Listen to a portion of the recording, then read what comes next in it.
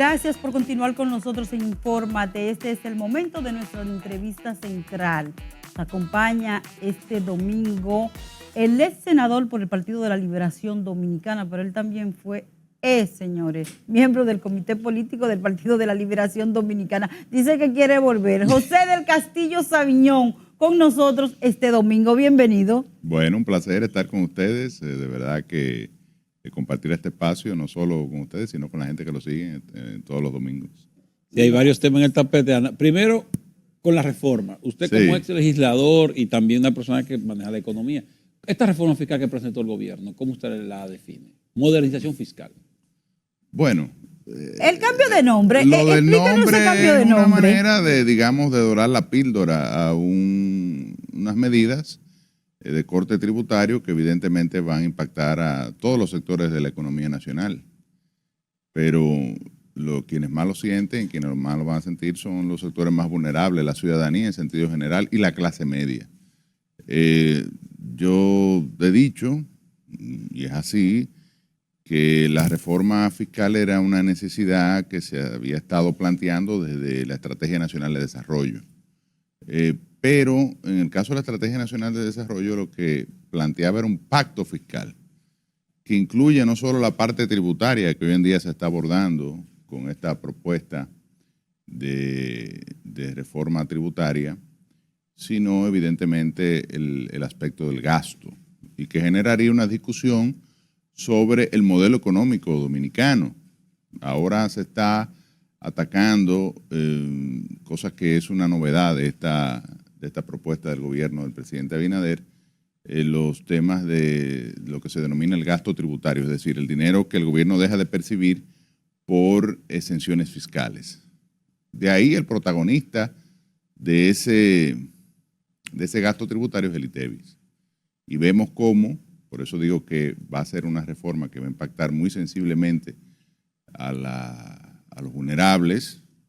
Vemos cómo ese listado de bienes exentos, que estaban exentos precisamente porque lo consumen principalmente, lo consumimos todos los dominicanos, porque es la comida básicamente, pero los más pobres dedican más parte de su ingreso a sustentar el gasto en alimentación y transporte. Y en este sentido, los más afectados en términos del incremento del costo de la vida van a ser los sectores más vulnerables. Estamos hablando de que ahora el único rubro, el único víver que va a estar exento es el plátano. Entonces va a pagar la papa, la yuca, la yuca y el plátano. Entonces va a pagar la papa, va a pagar el mapuey, va a pagar los demás víveres que la gente consume, el ñame habitualmente, la batata. Van a pagar las hortalizas, van a pagar las pastas alimenticias, va a pagar los embutidos, es decir, el salami, por ejemplo, que es un producto de consumo popular y masivo. Bueno, de todo lo consumen todas las clases sociales, pero un producto que se consume mucho, es decir, real y efectivamente, las carnes, solamente el pollo va a estar exento, es decir, la carne bovina y porcina que se consume, es decir, la fritura se embromó, la fritura va a tener que pagar un 16%, porque cuando tú vayas a pedir todos esos productos derivados, todas esas entrañas derivadas de la carne bovina y porcina, no va a haber forma, o sea, el chicharrón va a pagar, o sea, realmente es una propuesta agresiva desde ese punto de vista. Hasta la leche materna y el agua embotellada y está siendo grabada con el ITEVIS. Pero esto no nos puede ahorillar a nosotros, porque puede llegar un momento en que tú no puedas pagar las demás cosas. Bueno, entonces, por eso que el gobierno tú tendrías que entonces comer, alimentarte con eso que está exento. El gobierno ha tratado de compensar el impacto que ya sabe va a tener, porque a mí me resulta curioso, es natural, porque se quiere vender esta reforma que va a tener un impacto importante. Se busca recaudar 122 mil millones de pesos, es un 1.5% del PIB más o menos. No digo que no hay justificación desde el punto de vista económico, realmente hoy en día se está dedicando el 25% del ingreso a pagar el servicio de la deuda. El gobierno tiene que atacar el déficit fiscal que ha venido arrastrando, tiene un déficit cuasifiscal con el Banco Central que no ha podido enfrentar. si nosotros no hacemos esta reforma, que dicho sea de paso, resultaría incluso insuficiente desde el punto de vista del resultado económico en términos de ingresos, es probable que eso impacte en lo que es el costo financiero de la deuda, es decir, nos incrementen los intereses a la hora de colocar bonos soberanos. El otro aspecto que impacta muchísimo es el tema de las transferencias corrientes al sector eléctrico. Estamos hablando que este gobierno recibió ese rubro de la gestión pasada, alrededor de 700 millones de dólares se estaba dedicando a subsidiar el sector eléctrico y anda por los 1.700 millones de dólares. Entonces eso evidentemente está presionando de manera significativa las finanzas. Ahora bien, el planteamiento de esta reforma, como tú bien dices, implicará un costo económico importante para la población. Se ha querido dorar la píldora de que esto es modernización, de que va a haber más inversión, de que como que nada, que esto es una maravilla, y no se habla, por ejemplo, del efecto inflacionario que va a tener la reforma. El gobierno ha querido, digamos que compensar ese impacto en los sectores más vulnerables con un anuncio de un programa masivo de un incremento en el tema del subsidio social, lo van a llevar a 2 millones de familias, es decir, una manera de tratar de compensar un impacto que será significativo, sobre todo, vuelvo y digo, para los sectores más vulnerables y la clase media. Sí, pero la clase media. Para allá que yo voy, pero yo veo que siempre las reformas, las últimas, siempre van hacia el pueblo. Pero ¿por qué los gobiernos no ven las exenciones? ¿Por qué los gobiernos no atacan la evasión? O sea, porque cuando uno estudia la evasión está bastante alta y la exención. Sí, claro. O sea, ¿por qué tanto privilegio a un sector y a la hora de buscar el dinero nos afecta a todos? Usted le hago la pregunta porque usted me ha invitado sobre todo a la clase media. Hay que decir que esta propuesta también conlleva sacrificios importantes para los sectores que han venido recibiendo, digamos que, exenciones. Por ejemplo, el sector turístico, se le están revisando las exenciones, le están eliminando una buena cantidad de ellas. El sector zonas francas, hay menos porque lo cierto es que las empresas vienen a zonas francas en virtud de los incentivos fiscales que reciben y el costo también de la mano de obra, que en la República Dominicana es relativamente bajo si lo comparamos evidentemente con Estados Unidos, Europa, países desarrollados. Pero hay otros mercados, en Costa Rica, en México, en China y en Taiwán, en muchísimos países donde se brindan esquemas de incentivo que si la República Dominicana no es competitiva con esos países, una empresa fácilmente recoge su maleta y se va y empieza a manufacturar en otro lugar. Entonces hay que ser delicado. Las zonas francas hoy aportan, es el principal emisor de divisas a la economía nacional. En segundo lugar está el turismo. Aportan en términos de empleo más de 200,000 empleos directos y hay que ver ¿verdad? Los empleos indirectos que genera. El otro aspecto, se elimina, por ejemplo, parte de los incentivos de la ley de cine, se eliminan parte de los incentivos de los fideicomisos, sobre todo los fideicomisos de vivienda, se eliminan parte de los incentivos relacionados con la generación eléctrica.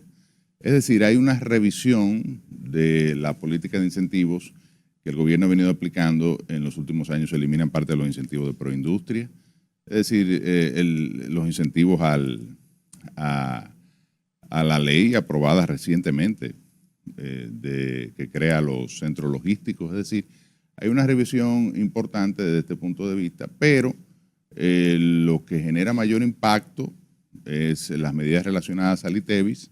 No, claro, en el caso de la clase media, por ejemplo, ahora se están grabando con ITEVIS y con impuestos sobre la renta los servicios digitales.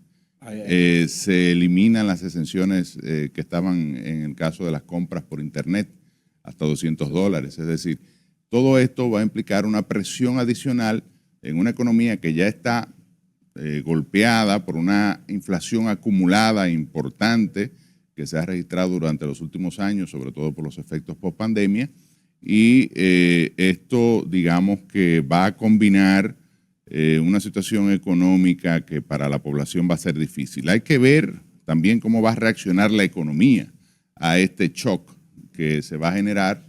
Es probable que el primer trimestre del año entrante crezcamos poco y tengamos altos niveles de inflación, y ver cómo la economía va asimilando este golpe. Y tú me decías que por qué no se busca eliminar la evasión o formalizar gran parte de la economía. Claro, porque el otro sí. problema que tenemos es que el 56% de la economía dominicana es informal, opera en la informalidad, no paga impuestos y evidentemente el otro 44%, que es el que paga, tiene que cargar con el costo de los servicios públicos para la totalidad de la ciudadanía. Aclarando, el 44% son los que reciben las exenciones. Hay algunos que tienen exenciones. Porque el 56 informal. Pero lo que te quiero decir, pero vamos a ponerlo en términos más básicos, quizás un poco injusto que una persona que gane 30 mil pesos, es un asalariado, bueno, el 30 mil está exonerado, pero supongo 50 mil, 52 mil pesos. No, la exención está hasta 35 mil pesos ahora en el proyecto de ley, que mantiene el mismo nivel que hay hoy en día, es decir, no hay ahí ningún beneficio adicional. Paga un 10% de impuesto sobre la renta que se lo retiene el empleador, y otro que está en una esquina que quizás hace un dinero similar probablemente, porque por algo está ahí y no está empleado, pues no paga nada. Entonces, no solamente verlo desde el punto de vista de que lo ideal es que todo el mundo pague en función de su capacidad contributiva. Es el famoso concepto de la proporcionalidad de los impuestos. ¿Cuál será la actitud de ustedes, los que están en la oposición con esta reforma, sabiendo que era necesaria hacerla? ¿Cuál será la actitud de ustedes como político y como empresarios? Bueno, lo que el Partido de la Liberación Dominicana ha criticado y ha advertido es que es una reforma que, digamos, ataca muy directamente a la clase media y a los sectores más vulnerables. Es decir, sobre todo con esta expansión de la base imponible del ITEVIS, que yo entiendo desde el punto de vista técnico. El ITEVIS es responsable del 35% del gasto tributario del gobierno, es decir, por exoneración de ITEVIS se dejan de percibir 192 mil millones de pesos, se tiene estimado para el año 2025 y es lo que se busca atacar, pero del mismo modo, la exención del ITEVIS responde precisamente a la necesidad de dar un tratamiento diferenciado a aquellos productos que son consumidos por los sectores más pobres de la economía. Escuchamos unas declaraciones del expresidente Danilo Medina del 2012, donde ahí él decía la necesidad que había de hacer esta reforma fiscal. No, y hay que ver otras de Luis Abinader diciendo que no es necesario. Entonces, en campaña. Sí, claro. No, es cierto, pero me voy con lo de Danilo Medina, sí, porque Danilo Medina fue su gobierno, fue sí, donde usted pues dirigió parte de las instituciones del país. Exacto, y donde usted también legisló. Fue en los gobiernos de Danilo Medina. No, yo legislé en el gobierno de Luis Abinader, que yo fui senador hasta el 2024. Sí, claro, pero en los gobiernos de Danilo Medina. Digo, lo que me dejaron hacer. Entonces, según las declaraciones de Danilo Medina en ese momento, él decía, hasta de una manera preocupado, triste, habló de la tristeza, de que era impostergable hacer esa reforma fiscal. ¿Dónde voy? ¿Usted cree que fue una irresponsabilidad? ¿Usted cree que fue una irresponsabilidad de su gobierno no hacerla en ese momento, esa reforma fiscal?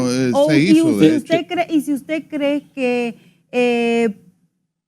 pudo ser de otra forma los resultados de hacerla en ese tiempo, no sería el impacto no sería igual lo que vamos a tener ahora. Una aprobación de una reforma fiscal en el año 2012. O tú llamarás un parcho fiscal. Exacto, ahora sí. Bueno, pero también esta reforma, la que se ha hecho ahora, no es integral, es otro parcho fiscal, quizá un poco más grande, porque ataca los temas de manera más directa, los temas de las exenciones, pero del lado del gasto no hay ninguna medida ahí. Por lo menos en los primeros 4 meses del año, va a haber una desaceleración económica por este shock que va a generar esta reforma, y lo que sí esperamos es que ya en la medida en que el año va transcurriendo, se retorne el camino del crecimiento y que se pueda asimilar este golpe, porque al final de cuentas lo que uno quisiera es que la economía creciera, que haya más bienestar que el gobierno pueda sustentar sus compromisos internacionales y nacionales y que haya un programa de inversión que impacte positivamente la calidad de vida de la gente. Según usted, ¿cuáles van a ser los resultados de esta reforma para el país? El impacto de esta modernización fiscal, ¿cuál sería? Rápidamente, para todo el país. Bueno, el gobierno lo ha anunciado, el gobierno pretende recaudar 122 mil millones de pesos, que es un 1.5% del PIB.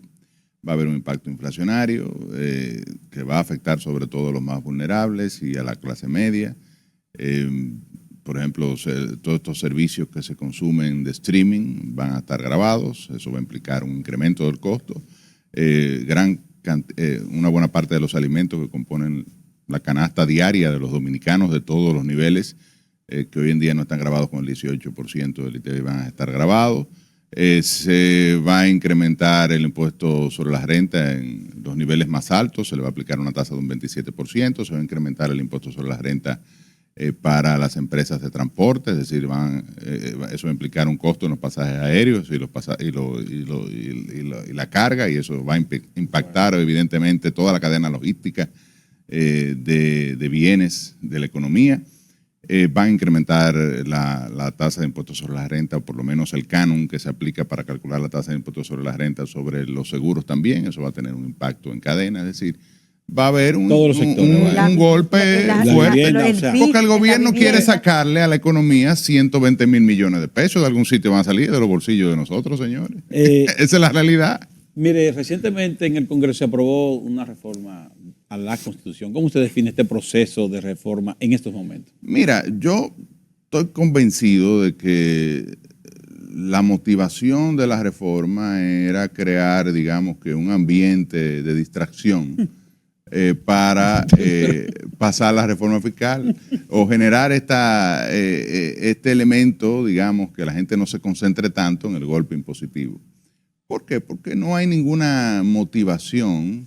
Yo siempre he dicho, y no solo yo, muchos constitucionalistas, abogados internacionales, abrir un proceso de reforma constitucional implica en un primer momento que hay una urgencia, hay una situación.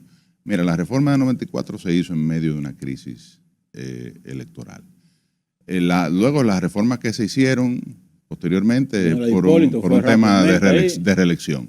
La reforma del 2010, que es la constitución más moderna que se ha adoptado en la República Dominicana, pero no solo eso, una de las más modernas la que más impactó del mundo, porque es una constitución nueva y además que incluye este concepto del neoconstitucionalismo con un gran catálogo de derechos fundamentales y unas instituciones de garantía como el Tribunal Constitucional, el Defensor del Pueblo, una constitución moderna de 220 artículos y 20 disposiciones transitorias, es decir, estamos hablando de que tenemos 272 artículos. Sí. Es una constitución realmente que lo que más que reformarla, lo que requiere es ser desarrollada a través de las leyes que hacen falta y que están pendientes de ser aprobadas, en que incluso muchas de ellas son mandatos expresos de la Constitución. Entonces, porque usted me dirá, garantizar la independencia del Ministerio Público, pero ahora lo que se ha introducido es una nueva designación del Ministerio Público donde el presidente de la República tiene control absoluto. Claro, porque tiene dos votos. El presidente no solamente tiene la mayoría de los votos del Consejo, que lo controla, digamos, el Consejo, sino que además es a propuesta del presidente de la República. O sea, el presidente de la República te va a proponer a ti, por ejemplo, y el Consejo, bueno, pues te ratificará o te rechazará, pero difícilmente te rechaza. Claro. Entonces, no veo ahí una solución a un problema que se ha planteado de que si el problema de la independencia del Ministerio Público está en quién lo designa, a mí no me parece. Luego, el tema de disminuir 20 diputados, ¿en qué aporta esto? Al contrario, estas son disposiciones que desde mi punto de vista son antidemocráticas, aunque la gente lo vea con simpatía, porque lo ve con simpatía por otras razones, y es el descrédito que tiene la clase política y el Congreso en sentido general como institución, que es una de las peores valoradas del sistema. Pero la realidad es que cuando tú le dices a Barahona que en vez de 3 diputados va a elegir 2, los baroneros no les gusta eso, se molestan, porque entienden que van a tener menor participación en un escenario donde se pueden lograr cosas para su provincia. Ellas son conquistas. Claro, entonces es un tema de representación, porque al final de cuentas hay menos representación. Yo te pregunto, desde el punto de vista económico que se ha argumentado, ¿qué ahorro le representa al país un gobierno que está planteando ahora una reforma para buscar 122 mil millones, tener 20 diputados menos, 10 millones de pesos al año? ¿Eso resuelve el problema?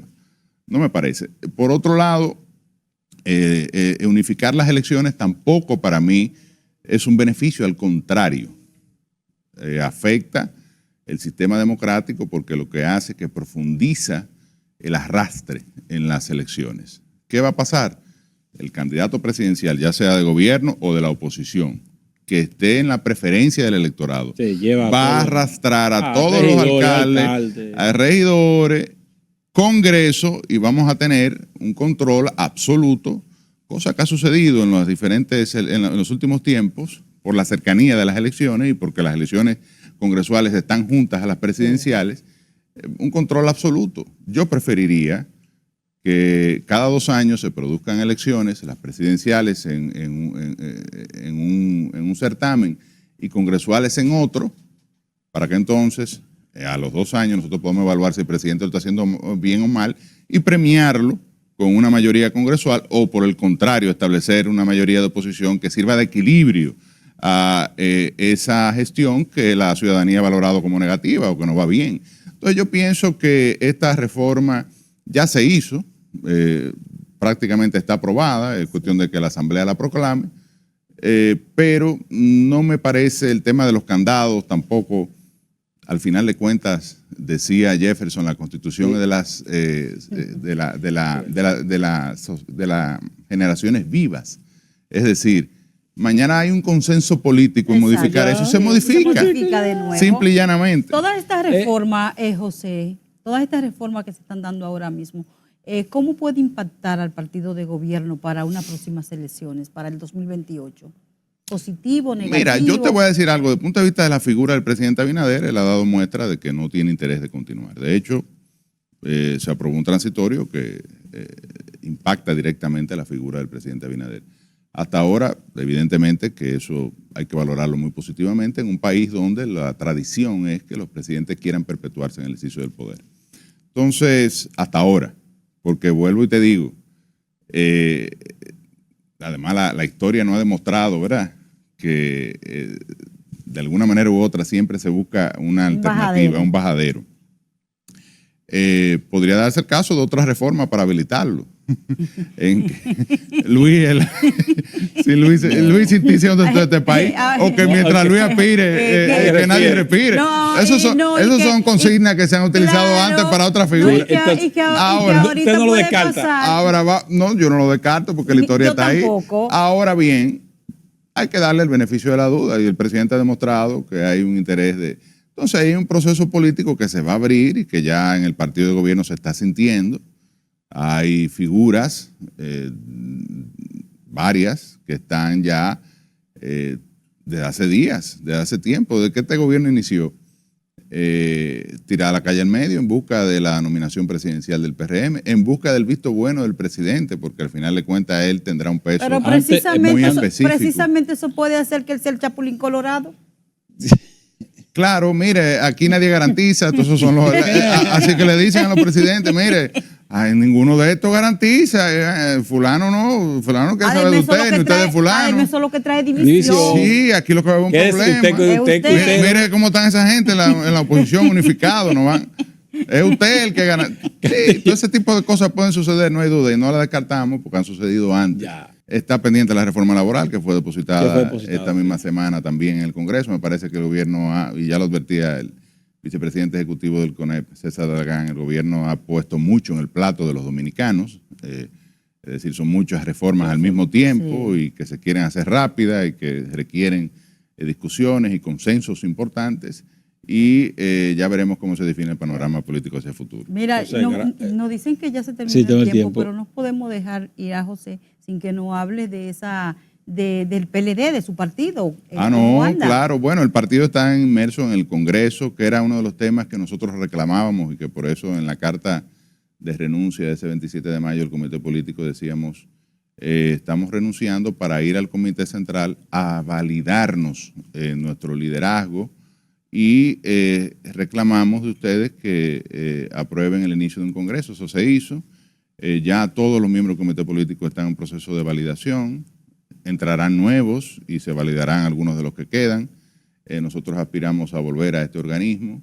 Entendemos que el partido en este momento lo que requiere es unidad para trabajar en la conformación de una opción electoral en la oposición y sobre todo ante este escenario de incertidumbre que se vislumbra en el partido de gobierno y la necesidad de que haya una opción democrática, con experiencia de Estado, con capacidad demostrada, porque ciertamente, aunque ha habido señalamientos en los temas de corrupción, porque esa ha sido una de las estrategias que se ha seguido y puede que haya alguno que hasta prueba en contrario, ¿verdad?, que tenga alguna responsabilidad penal, pero lo cierto es que los gobiernos que más han aportado al desarrollo económico institucional de este país son los gobiernos del Partido Rápidamente, de la Liberación ¿a quién usted apoya a la Secretaría General y a la presidencia del PLD? Bueno, con la Secretaría General tengo un compromiso con mi hermano y colega Iván Lorenzo. Claro. Y a la presidencia del partido. Eso nadie, no, Danilo Medina, no hay duda que tiene el liderazgo consolidado y es el único que unifica al partido. Eso es así. Entonces bueno, él continuará. ¿Ya lo dijo? Muchísimas gracias, José. ¿Cómo no? José del Castillo. Gracias a ustedes. Castillo Sabiñón. Sí, porque tengo madre. No le diga ex, déjalo ahí. José del Castillo, alto dirigente del PLD, aspirante al comité O sea, que la madre es lo único seguro, pero eso no tiene que llevar el segundo apellido. ¿No? Sí, claro. Tu mamá que te dice, esto es tu papá. Es la primera vez que viene a Infórmate, pero tiene que volver. Claro, Se quedaron muchos temas. Cómo no, siempre a la orden.